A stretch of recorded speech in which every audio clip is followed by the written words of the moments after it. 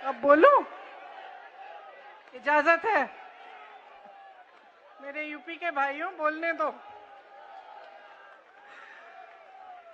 देखिए, यहाँ पे बैठे हुए मेरे मन में एक पुरानी बात आई। 32 साल पुरानी बात है। मई 1991 की बात है।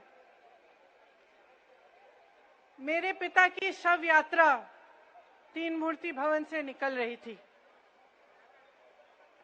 अपनी मां के साथ और अपने भाई के साथ हम एक गाड़ी में बैठे थे। सामने भारतीय सेना की एक ट्रक थी, फूलों से लदी हुई थी।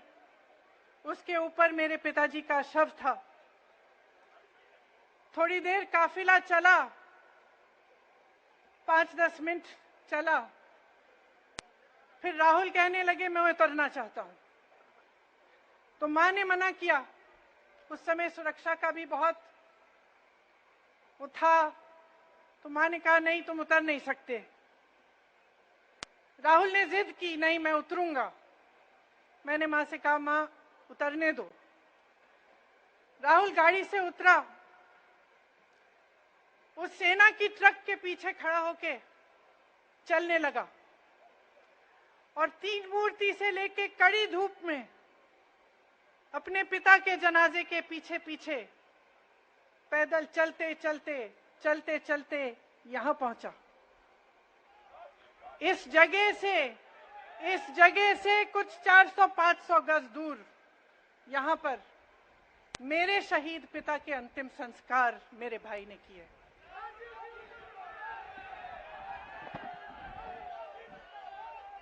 सुनिए, वो चित्र मेरे दिमाग में अभी भी है, मेरे मन में है। मेरे पिता का शव इस तिरंगे झंडे में लपेटा गया था। इस तिरंगे के नीचे मेरे पिता का शव था और उसके पीछे चलते चलते मेरा भाई यहां आया। उस शहीद पिता का अपमान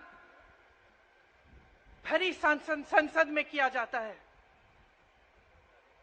उस शहीद के बेटे को आप देशद्रोही कहते हैं, आप मीर जाफर कहते हैं, उसकी आप मां का अपमान करते हैं।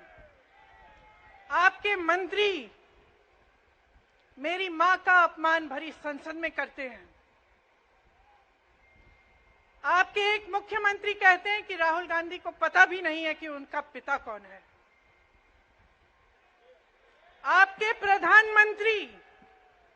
प्रधानमंत्री भरी संसद में खड़े होकर कहते हैं कि ये परिवार नेहरू नाम को इस्तेमाल क्यों नहीं करता। पूरे परिवार का अपमान करते हैं। कश्मीरी पंडित समाज के रिवाज का अपमान करते हैं, जिसके तहत एक बेटा अपने बाप के मरने पर पगड़ी पहनता है, परिवार की परंपरा को आगे बढ़ाता है। लेकिन आप पर कोई मुकदमा नहीं होता। आपको 2 साल की कोई सजा नहीं मिलती। आपको जेल की सजा नहीं मिलती। आपको संसद से कोई बाहर नहीं निकालता। आपको मना नहीं करता कि 8 सालों के लिए आप चुनाव नहीं लड़ सकते। क्यों? मैं पूछना चाहती हूं, क्यों? आज तक हम चुप रहे हैं। हमारे परिवार का अपमान करते गए। मेरे भाई ने क्या कहा? संसद में वो मोदी जी के पास गए और उनसे गले लगे। मेरे भाई ने कहा मैं आपसे नफरत नहीं करता हूं, मेरे दिल में आपके लिए कोई नफरत नहीं है, हमारी विचारधारा अलग है, लेकिन हमारी नफरत की विचारधारा नहीं है। तो मैं पूछना चाहती हूं, एक आदमी का कितना अपमान करोगे?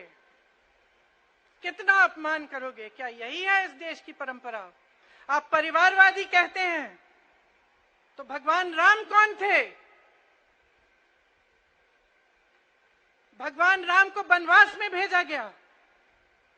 उन्होंने अपने परिवार, अपनी धरती के प्रति अपना धर्म निभाया। क्या भगवान राम परिवारवादी थे? क्या पांडव परिवारवादी थे कि वो अपने परिवार की संस्कारों के लिए लड़े? और हमें क्या शर्म आनी चाहिए कि हमारे परिवार के सदस्य शहीद हुए इस देश के लिए, कि इस झंडे में उनका खून है, इस धरती में उनका खून है, इस देश के लोकतंत्र को मेरे परिवार के खून ने सींचा है। और जो सोचता है कि हमें अपमानित करके हमें डराएंगे, हमें धमकाएंगे, जो सोचता है कि तमाम एजेंसियों को लगाकर हम पे छापे मारकर हमसे कुछ भी कर ले, हमें डराएंगे, वो गलत सोचते हैं। हम डरने वाले नहीं हैं। हम और मजबूती से लड़ेंगे। हम इस देश के लोकतंत्र के लिए कुछ भी करने के लिए तैयार हैं। इस देश के लोकतंत्र को, इसकी नींव कांग्रेस पार्टी के महान महापुरुषों ने डाली है। कांग्रेस पार्टी लड़ी इस देश की आजादी के लिए और आज भी इस देश की आजादी के लिए ही लड़ रही है। कभी कभी मैं सोचती हूं, मुझे समझ में नहीं आता कि पब्लिक क्या सोच रही है। क्या देख नहीं रही है क्या हो रहा है? क्या आपको दिख नहीं रहा है कि आपकी सारी संपत्ति लूटी जा रही है, एक आदमी को दी जा रही है, गिने चुने उद्योगपतियों को सब कुछ दिया जा रहा है? किसकी संपत्ति है? ये राहुल गांधी की संपत्ति है, ये आपकी संपत्ति है। ये पीएसयू किसके हैं? किसके लिए बनाए गए? आपके लिए बनाए गए, जो ऐसे एक के बाद एक इनको बेचे जा रहे हैं, दिए जा रहे हैं। इसी से तो आपका रोजगार आता है। छोटे उद्योगों से, छोटे व्यापारियों से आपका रोजगार आता है। किसी बड़े अडानी से नहीं आता। रोजगार नहीं देते, छीनते हैं आपका रोजगार। तो आप समझ क्यों नहीं पा रहे हैं? आप गैस के सिलेंडर के लिए 1000 रुपए दे रहे हैं और यहां आपकी सारी संपत्ति किसी को सौंपी जा रही है। राहुल गांधी जी ने क्या कहा? अरे कौन सा इतना बड़ा जुल्म कर लिया कि आपसे 2 सवाल पूछ लिए, जवाब नहीं दे पाए ना, घबरा गए। और जो अहंकारी होते हैं, तानाशाह होते हैं, क्या करते हैं?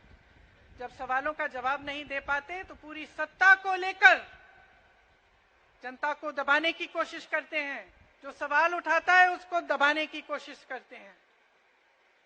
आपने कभी सोचा है, आंखें खोलिए, आपने कभी सोचा है कि ये पूरी सरकार, ये सारे मंत्री, ये सारे सांसद एक आदमी को बचाने की क्यों इतनी कोशिश कर रहे हैं? इस अडानी में है क्या कि इसको आप सारी संपत्ति दे रहे हो देश की? 20 हजारों करोड़ शेल कंपनियों में इनकी हैं और आप इन पे इंक्वायरी नहीं कर सकते। ये अडानी है कौन कि आप सब उनका नाम उठते ही बौखला जाते हैं और उनको बचाने में लग जाते हैं? देखिए, आप इस देश के देशवासी हैं, ये देश आपका है, ये लड़ाई आपकी है।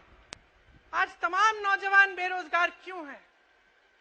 हम इश्तेहार तो देख रहे हैं, होर्डिंग देख रहे हैं, मदर ऑफ डेमोक्रेसी लिखा है, कहते हैं कि हमारी अर्थव्यवस्था बहुत तेजी से आगे बढ़ रही है, तो इतने नौजवान बेरोजगार क्यों हैं?